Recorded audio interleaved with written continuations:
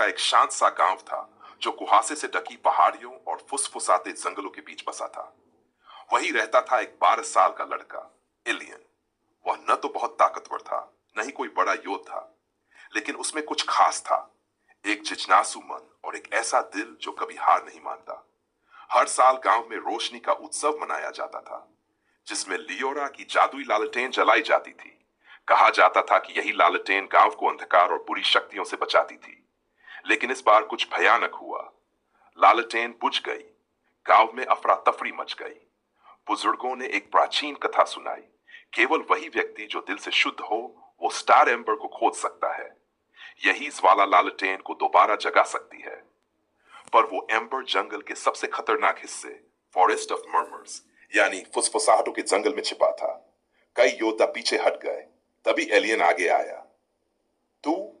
लोहार ने हंसते हुए कहा, तू तो बच्चा है। शायद, एलियन बोला, पर किसी को तो कोशिश करनी होगी। उसने अपनी छोटी सी पोटली उठाई, लकड़ी की बांसुरी जेब में डाली और चल पड़ा उस रहस्यमयी जंगल की ओर जहां पेड़ खुद बात करते थे और डर दिल में घर बना लेता था। जंगल में पेड़ उसे भ्रमित करने लगे। पत्तियां फुसफुसाकर कहती, वापस लौट जा, तू तैयार नहीं। लेकिन एलियन ने हार नहीं मानी। उसने अपनी बांसुरी बजाई और उसकी धुन ने डर को शांत कर दिया। रास्ते में उसने कई चुनौतियां पार की।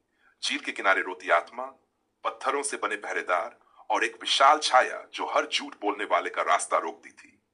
लेकिन एलियन सच्चा था। अंत में एक चट्टान के नीचे उसे मिला स्टार एम्बर, एक चमकता हुआ नीला पत्थर जो हाथ में लेते ही गर्मी देने लगा, जैसे उसमें जीवन हो। वापसी के सफर में भी मुश्किलें आईं, लेकिन एलियन का विश्वास कभी डगमगाया नहीं।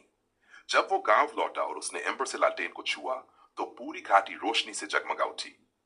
बुजुर्गों ने मुस्कुराकर कहा, आज एक बच्चा नहीं, एक सच्चा नायक जन्मा है।